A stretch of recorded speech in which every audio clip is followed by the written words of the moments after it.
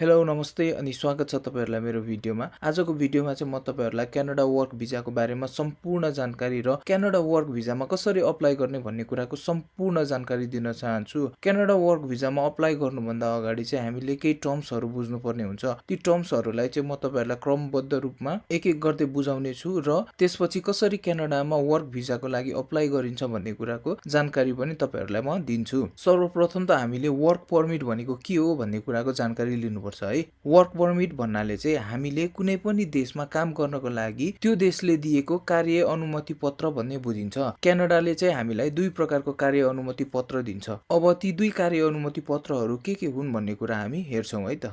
ती दुई कार्य अनुमति पत्रहरू हुन् ओपन वर्क परमिट र close work permit. Open work permit an open work permit allows you to work for any Canadian employer. You can switch to a better employer and work on a better post compared to your previous job भनेछ है। अब यहाँनेर चाहिँ नेपालीमा के लेखेको छ भन्दाखेरि खुल्ला कार्य अनुमतिले तपाईलाई कुनै पनि क्यानाडाली रोजगारदाताका लागि काम गर्ने अनुमति दिन्छ। तपाई राम्रो रोजगारदातामा स्विच गर्न सक्नुहुन्छ र तपाईको अघिल्लो कामको तुलनामा राम्रो पोस्टमा काम गर्न सक्नुहुन्छ।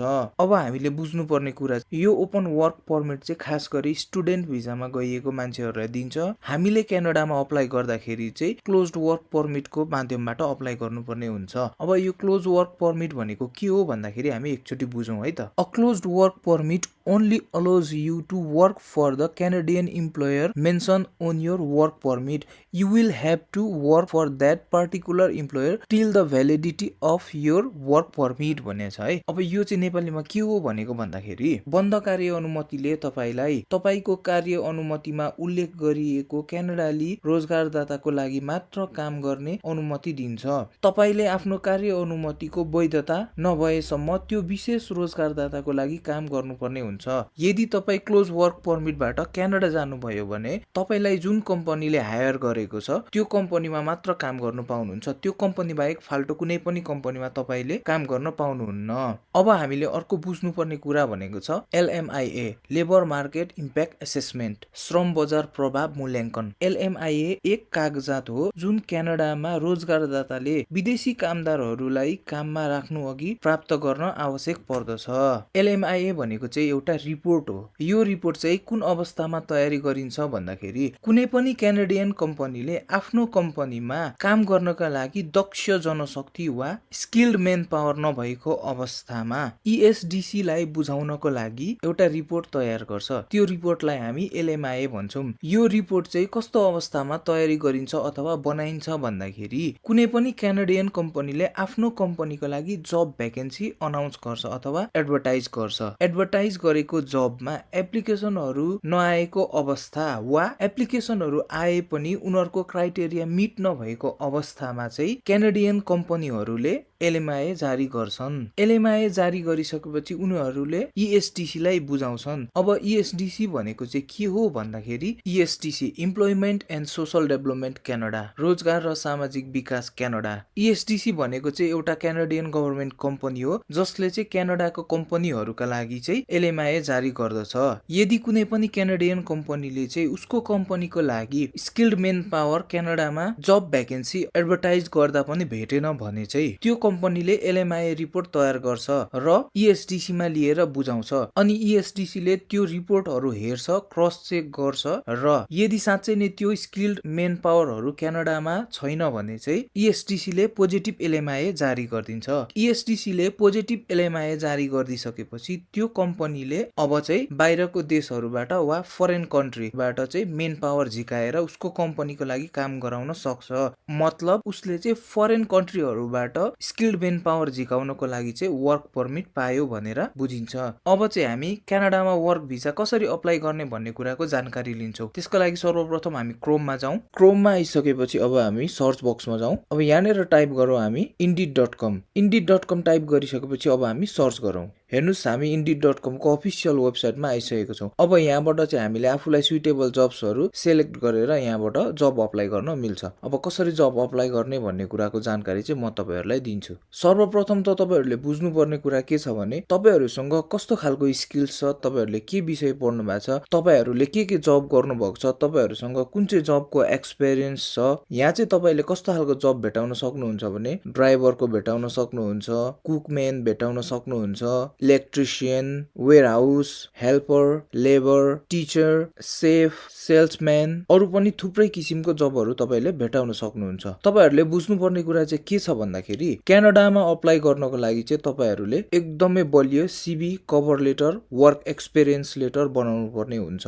यदि तपाईहरुलाई सीवी, कभर लेटर बनाउन आउँछ भने ठीक छ, बनाउन आउँदैन भने मलाई WhatsApp मा मेसेज गर्नु होला। मैले मेरो WhatsApp नम्बर चाहिँ यही भिडियोको डिस्क्रिप्सनमा राख्दिएको हुनेछु। अब चाहिँ तपाईहरुलाई म मेरो एक्सपीरियन्स अनुसारको एउटा जब अप्लाई गरेर देखाउँछु। त्यसको लागि हामी सर्चमा जाउँ। मैले कुक पनि सिकेको छु, त्यही भएर म कुकमा अप्लाई गर्छु है। त्यसको लागि यहाँनेर हामी सर्च बक्समा गएर कुक लेखौं। कुक लेखिसकेपछि हामी सर्च गरौँ। ओके, हेर्नुस् त यहाँनेर विभिन्न जबहरु आइसकेको छ कुकको लागि। अब यसलाई चाहिँ हामी फिल्टर गर्नुपर्छ है। फिल्टर गर्नको लागि के गरौँ भन्दाखेरि यो डेट पोस्टेडमा चाहिँ हामी यसलाई 14 दिन राखौं। 14 दिन भन्दा धेरै समयको डेट राख्यो भने चाहिँ पुरानो जब भ्याकेन्सीहरु आउँछ र त्यो एक्सपायर पनि भइसकेको हुन सक्छ। त्यही भएर हामीले चाहिँ एकदम सकेसम्म छोटो राख्नुपर्छ है। अब त्यसपछि हामी एकैचोटी जब टाइपमा जाउँ। जब टाइपमा चाहिँ गएर हामी फुल टाइम जबलाई सिलेक्ट गरौँ।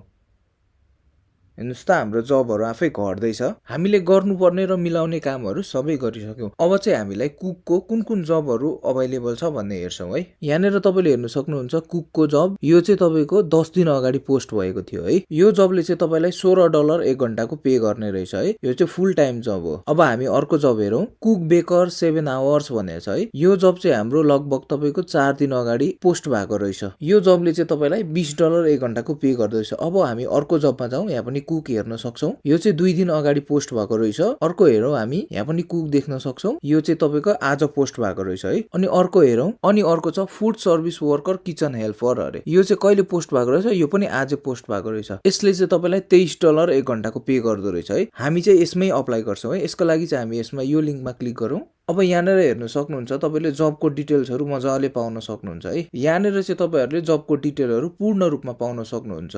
कस्तो खालको जब हो, के गर्नुपर्छ भन्ने कुराको सम्पूर्ण जानकारी चाहिँ यहीँनेर तपाईहरुलाई क्रमबद्ध रूपमा एकदम मजाले दिएको छ। यो चाहिँ तपाईहरु सबैले पढ्नु होला, एकदमै लामो छ।